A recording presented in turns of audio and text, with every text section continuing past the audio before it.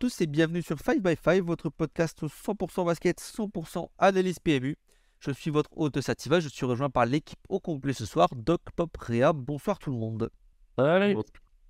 Nous continuons dans nos previews et nous entamons aujourd'hui les finales de conférence puisque les affiches ont été décidées il y a peu. Et on va vous proposer d'abord la petite preview pour la conférence Ouest où nous aurons le premier seed et la meilleure équipe de l'Ouest de toute la saison, Denver, qui a écarté Phoenix en demi-de-conf en 6 matchs, sans trop de... On en reparlera, mais sans trop de soucis concrètement. Et de l'autre côté, les Lakers, qui continuent de démontrer que depuis la deadline, c'est une top équipe de la ligue.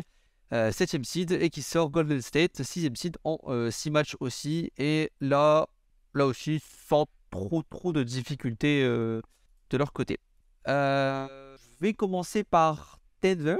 Je vais commencer par du côté de Denver, parce qu'on va parler un peu des séries d'abord qui viennent de se dérouler avant d'aborder le match-up. Que je me souvienne, est-ce que quelqu'un avait mis Denver gagnant? Toi, Je crois pas. Non, je crois pour t'as pas mis Denver, sorti? Non, alors en fait, le problème avec moi, c'est que j'ai fait l'analyse parfaite, mais je suis un rageux, je déteste Denver, donc j'ai mis Phoenix gagnant. Mais non. Ah d'accord, parce que ouais, c'est ton analyse ressortait Denver dans mes souvenirs. Ah oui, oui, mais je déteste Denver, je voulais qu'ils perdent. Ils ont gagné. Ah. Non, j'avais Je crois qu'on avait eu 3-4-3 Suns et toi qui avais dit 4-2 pour les Suns, un truc comme ça. Ouais, moi j'avais dit 4-2, c'est sûr. Ça, j'avais dit 4-2. Alors on va commencer en tout cas par là. Donc personne n'avait mis Denver gagnant. En tout cas, je vais prendre la main, je vais pas vous laisser parler. Parce que, comme j'arrête pas de le dire, analyse parfaite. Phoenix n'a jamais suivi la cadence en attaque. Je pense qu'ils peuvent se bouffer les doigts quand même du Game 2 où Denver marque même pas 100 points.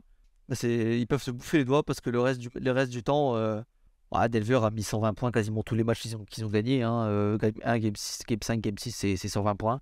Après Phoenix, là, Chris Paul blessé. Ayton qui joue même pas le dernier match mais qui de toute façon était invisible.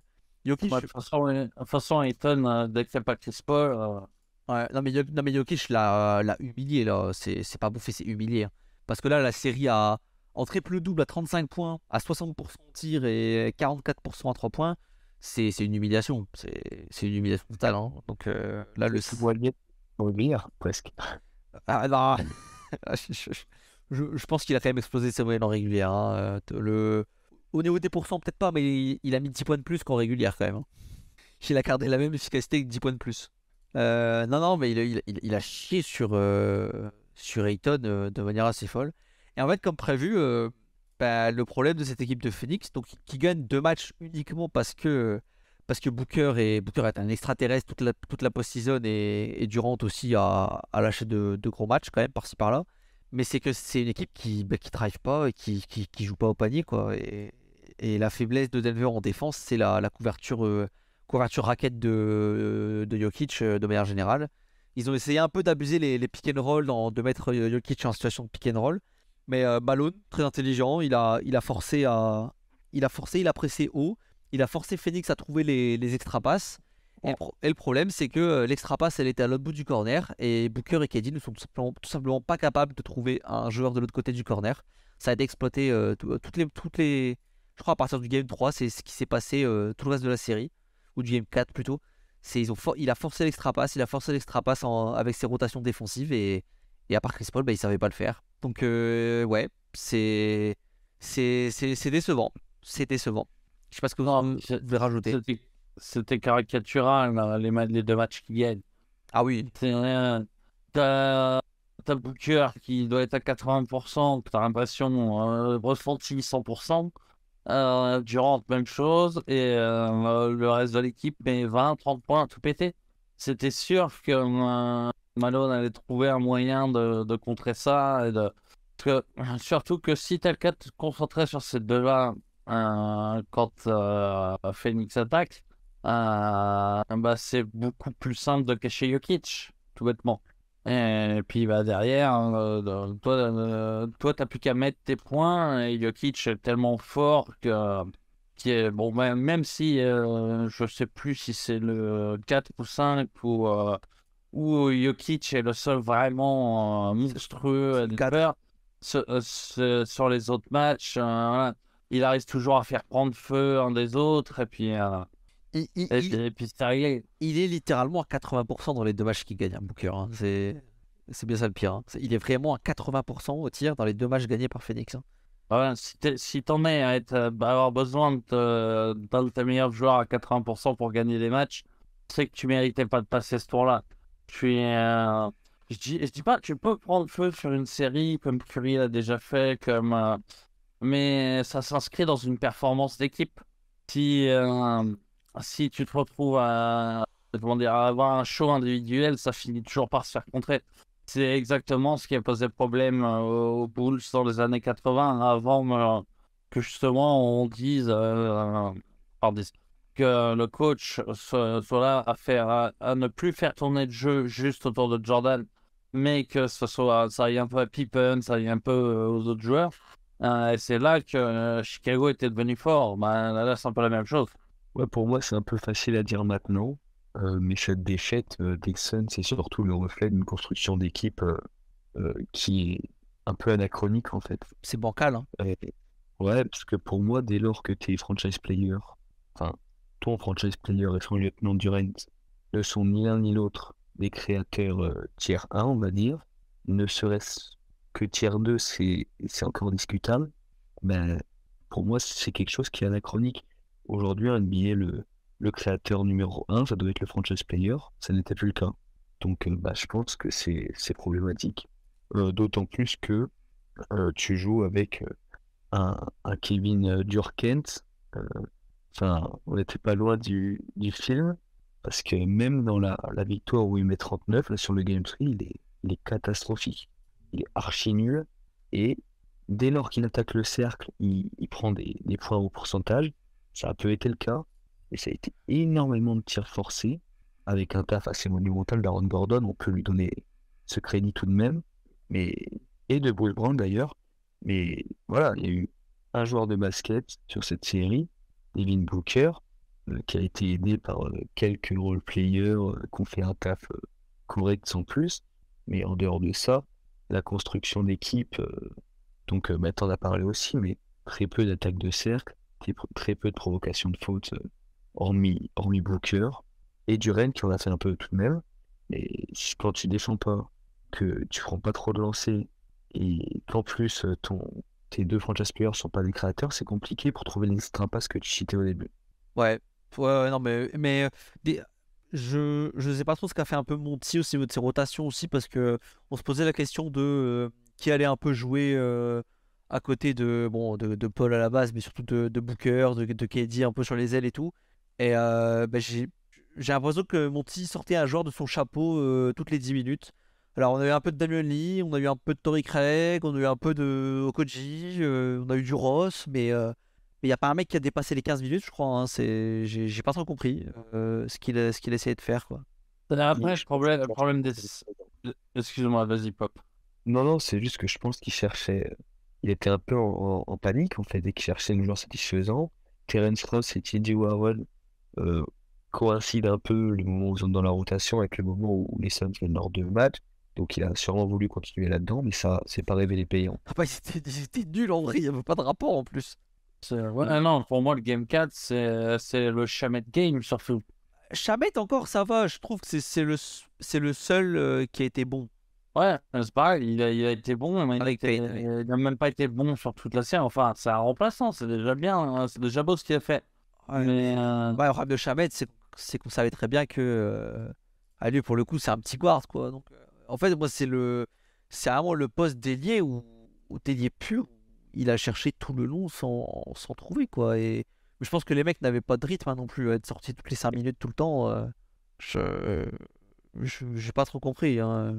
Okoji dramatique, hein, vraiment dramatique, hein. Ah. Donc, la série.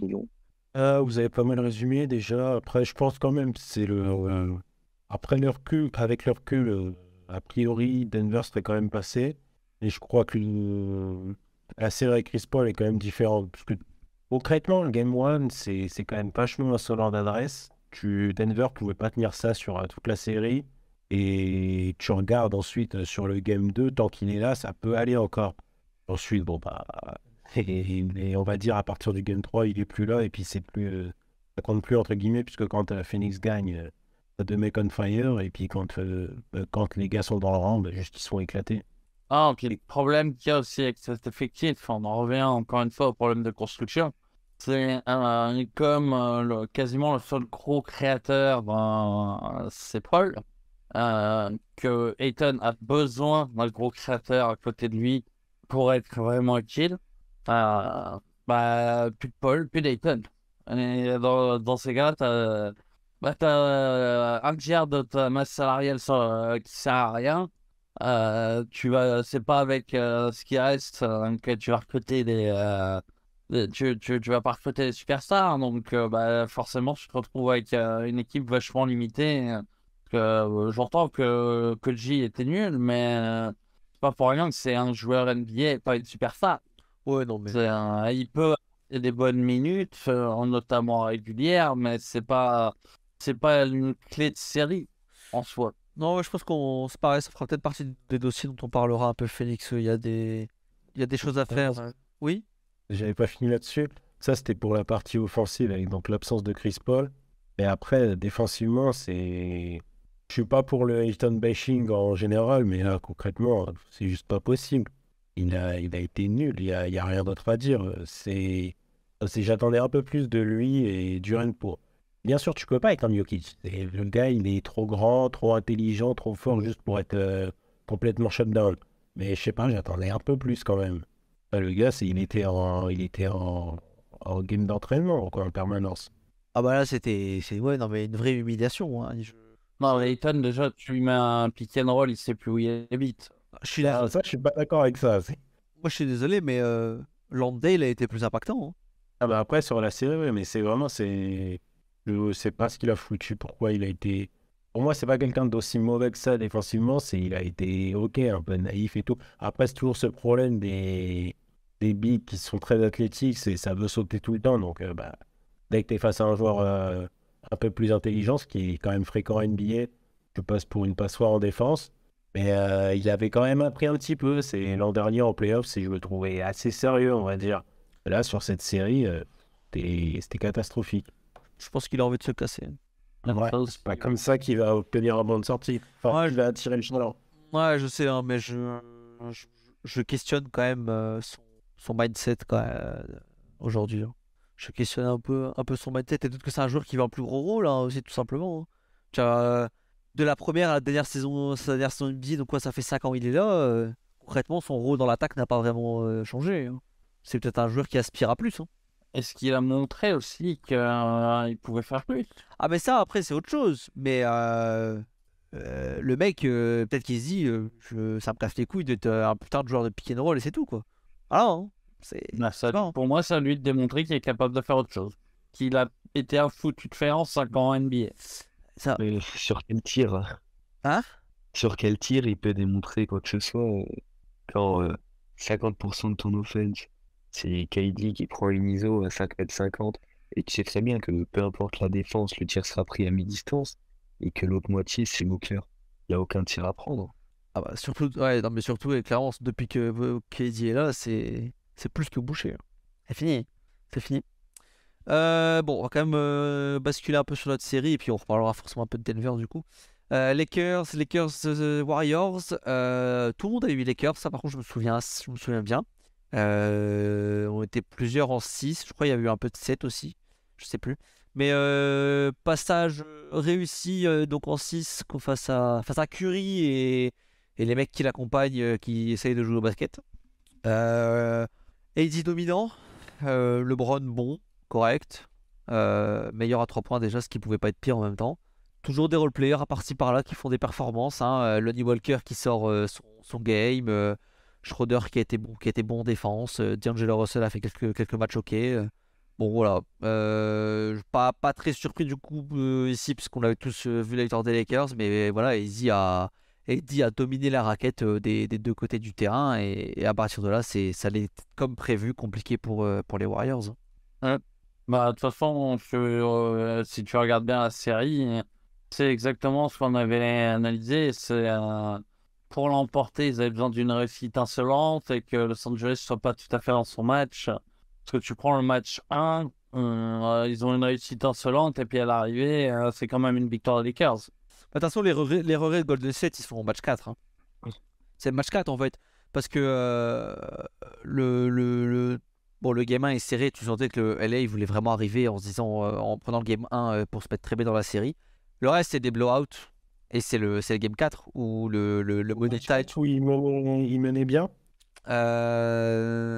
Oui, c'est ça. C'est là où ils perdent le quatrième Je me carton. souviens que j'ai quitté au 3e quart-temps en étant en train de me dire, vas-y, c'est plié, on verra plus tard, puisque bon, c'est les matchs de l'Ouest, c'est tard, et puis flemme. Et le lendemain, je vois que ouais, ils ont perdu. Ouais, c'est Je sais le, même pas ce qui s'est passé, mais... c'est le Lonnie Walker game. C'est le carton de Lonnie Walker. C'est le carton où Lonnie Walker met 15 points. Et ce qui est quasiment ce que Golden State a mis dans le carton d'ailleurs. Ouais, c'est le game 4 et c'est là où c'est le match qui nous ont de regrets d'une part parce que ils se font exploser par Lonnie Walker, hein, mais vraiment exploser. Et Curry qui rate ses derniers shoots. Curry qui rate sa dernière minute. Je pense que c'est pas Poole à ce match-là ou je confonds avec un autre match. Non, c'est bien les 2 tirs de Curry sur Poole. Davis. Poole, c'est le game 1, il me semble tout simplement. Ouais, voilà. Poole, c'est le game 1 où il rate son shoot à. Oui, et ça, Game 3 4, je me suis. Enfin, c'est comme disait Doc, l'Ouest 7-1, alors ça va être pas signé. Ah non, c'est le game 1 parce que Poole, il a même à peine joué. Il jouait même plus quasiment d'ici le game 4 hein, déjà. Il jouait déjà quasiment plus. Hein. Son tir, c'est le seul match où il est bon, donc c'est le 1. Ouais, c'est ça. Ouais, ça fait malin. Non, c'est les game 4, c'est bien les doubles tirs de Curry, dont un qui est quand même bien précipité. Je pense que c'est là où Golden State nourrit des regrets. Hein. Le reste, les Lakers étaient au-dessus. Hein, et Golden State, j'ai envie de dire qu'on pourra en reparler cet été aussi, hein, parce que le dossier va être assez énorme. Hein. Klay Thompson, Draymond Green, les Poole. Bah ouais, mais Poole, Encore une fois. oui, après Poole, il est sous contrat. Bon, après, lui, il restera. C'est surtout. Qu'est-ce que tu. Le problème qu'il soit sous contrat, justement. Moi, c'est surtout qu'est-ce que tu fais en termes de salaire de Klay et de Draymond cet été. Donc, ça, on pourra en reparler. Parce que Klay a été absolument dégueulasse. Hein. Les Bulls ils réussissent son game 2, je crois. Je crois que c'est le game 2. C'est la victoire c'est la victoire des Warriors, donc c'est le game 2. Et après, dégueulasse avec un petit 3 sur 19 pour conclure. Donc, voilà. Ouais, le game 6 Klay, classique. Hein.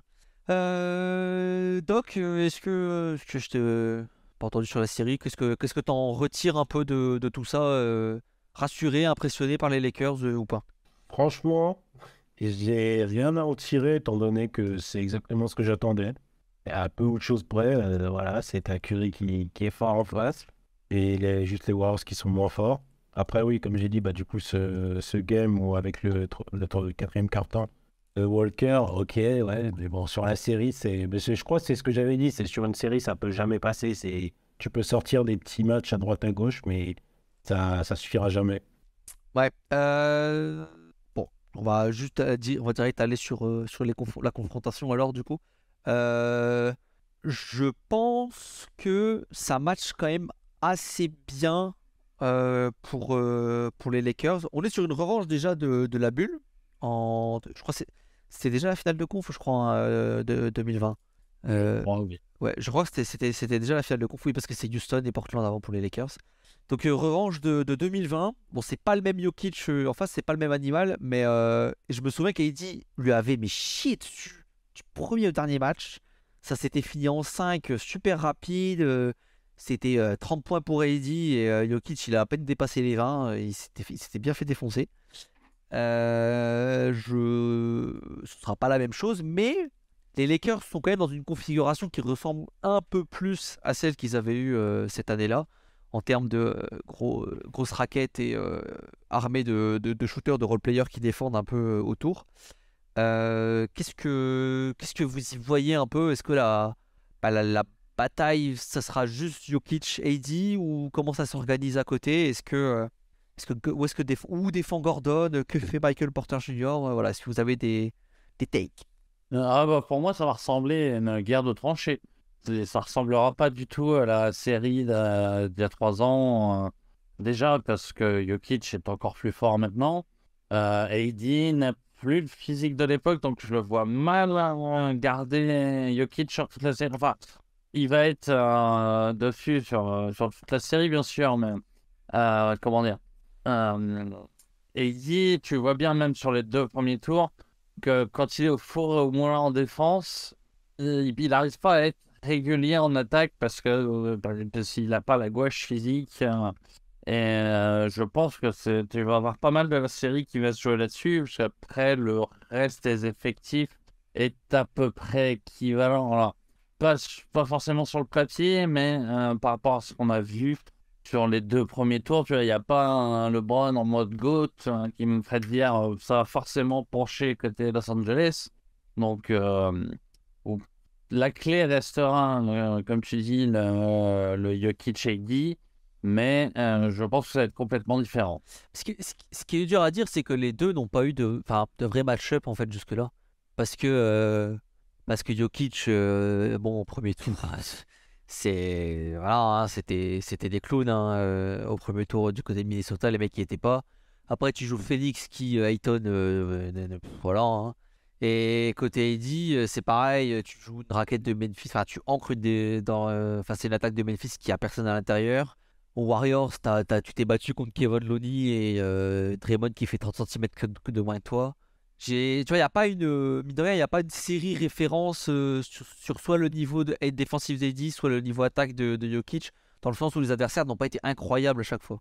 Ouais, mais tu vois, même là, je trouve que AD a été assez irrégulier dans l'implication offensive, comme s'il était, comment dire, Ah non, dans l'attaque, genre, je me suis donné à fond au match 1, il faut que je me repose un peu au match 2. ben, C'est pas pensé comme ça, mais tu vois ce que je veux dire. non, mais c'était quasiment comme ça. Hein. Mais en fait, moi je considère que Anthony Davis, quand il arrive en NBA, c'est un monstre défensif. Et c'est un mec qui marquait pas beaucoup de points. Et je pense que on s'est peut-être, entre guillemets, fait avoir par le niveau offensif qu'il a pu montrer au Pels, et avec quelques petites séries playoffs bien, bien sympas. Mais en fait, qui était peut-être son prime, en fait, tout simplement. Mais en fait, son vrai niveau, c'est un monstre défensif et un mec en attaque qui peut prendre feu quand il met ses jumpers, etc. Mais c'est pas un gros joueur offensif par nature, en fait, au final, Davis. Moi, je pense que c'est pour ça qu'aujourd'hui, quand il est là, il doit quoi, 29-30 ans, je crois, qu'il a l'air un peu hors de son prime, qu'il a l'air moins impactant, moins physique, hein, les blessures ont pesé au fil des années, et bah c'est pas un joueur capable d'être bon tous les matchs, en fait, en attaque. Parce que c'est pas ce qu'il est à l'origine. Ça, je suis d'accord, mais je trouve que c'est plus marqué qu'avant. Sans doute, comme tu dis, parce que physiquement, il a plus le corps de ses grandes années, il s'est pété de partout, donc Ça s'accumule, notamment les malheureusement. filles. Malheureusement, ça s'accumule. Hein. Toutes ces années, c'est jamais des sérieuses blessures, mais toutes ces années avec des petites blessures par-ci par-là, c'est clair que ça use le corps. Pop, Doc, messieurs, des choses à dire? Moi, j'ai quand même un gros point d'interrogation côté Lakers, c'est du côté d'Austin Reeves. En fait, c'est surtout l'inconnu, c'est le gars, il n'a jamais rien montré en NBA. On peut dire qu'il sort un petit peu du chapeau sur la fin de saison et surtout les playoffs. Là, sur la série, il sort d'une série à 14 points, avec des très bons pourcentages. Enfin, si la lumière s'éteint, je pourrais pas lui en vouloir. Et d'un autre côté, je sais pas si les Lakers peuvent faire avec lui et la lumière qui s'éteint, justement.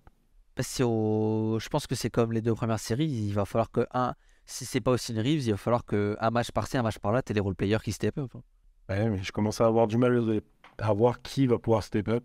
Parce que bon, Vanderbilt, il est intéressant défensivement, mais là, moi, tu vois, moi, en même temps, sur cette série, défensivement, il n'y avait pas trop besoin. Donc, il a pas eu vraiment de minutes. C'est pas le gars qui va vraiment apporter des points.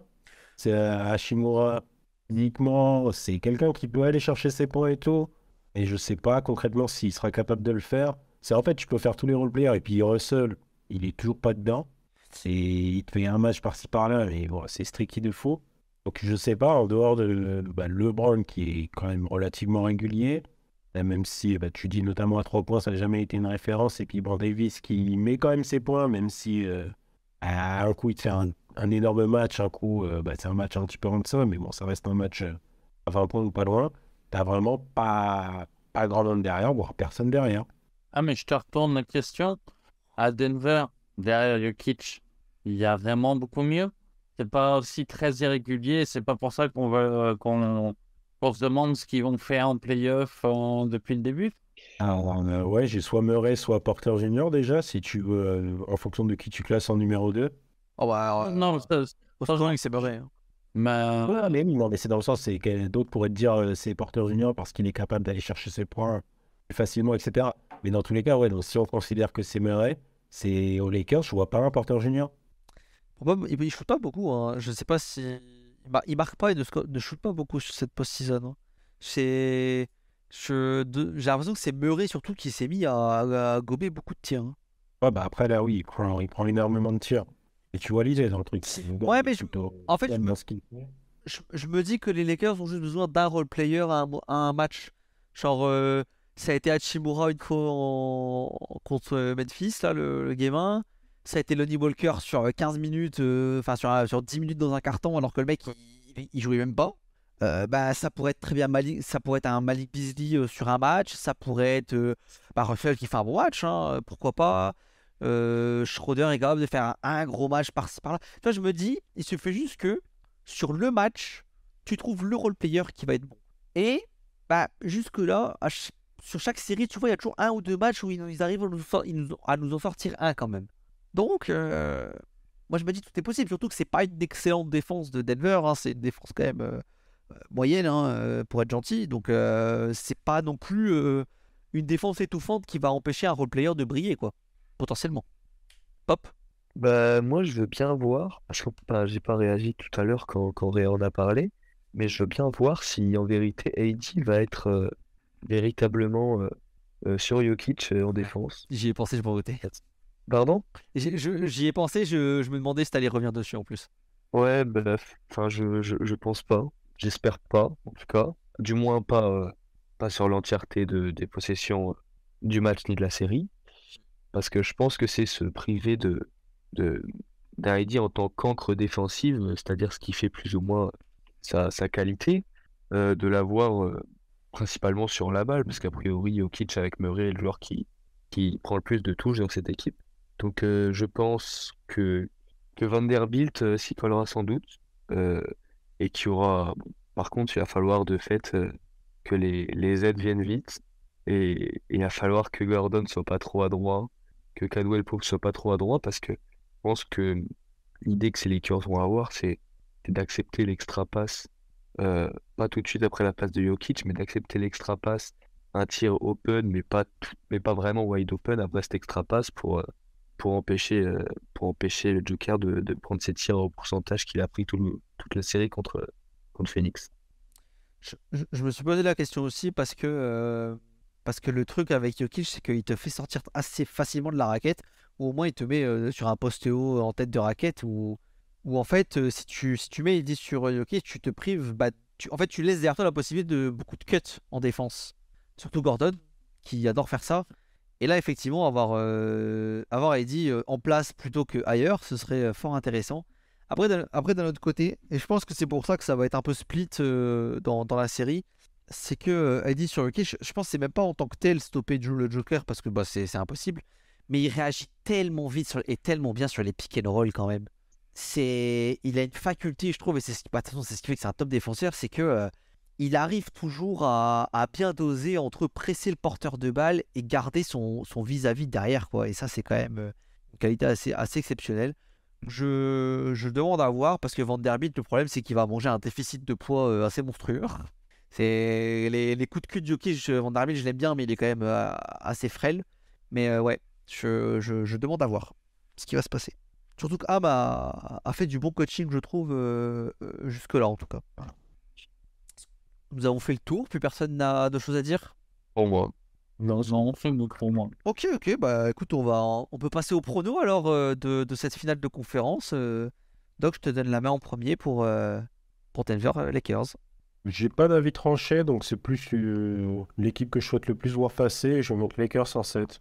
C'est-à-dire défensivement plus solide que l'attaque de Denver. Ok, Pop. Lakers en 6. Lakers en 6, Réa. Denver en 7. Denver en 7. Et pour moi, ce sera aussi Lakers en 6. Et je rêve d'un Lakers Celtics pour boucler la saison. Bah, David Stern sort de ce corps. Bon, je pense qu'Adam Silver, il en rêve aussi, t'inquiète pas. Je pense que Silver aussi, il voit déjà les profits d'un. Il voit déjà la pub que la NBA pourra faire pendant 2 semaines pour t'annoncer les Lakers Celtics. Ok, ok. Bah voilà, donc on est trois à voir les Lakers passer. Real est le seul à voir Denver passer. Moi, en tant que hater, de toute façon, je peux pas mettre Denver devant. On verra, hein. Le premier match, c'est mardi soir, je crois, ou là, c'est. Oui, dans la nuit de mardi à mercredi, hein, plus précisément. Avec Denver qui a bien sûr l'avantage du terrain. J'espère que cette preview vous aura plu. On se retrouve très vite pour la deuxième preview pour la finale de conférence de l'Est. Bonne soirée tout le monde et bonne série. Allez.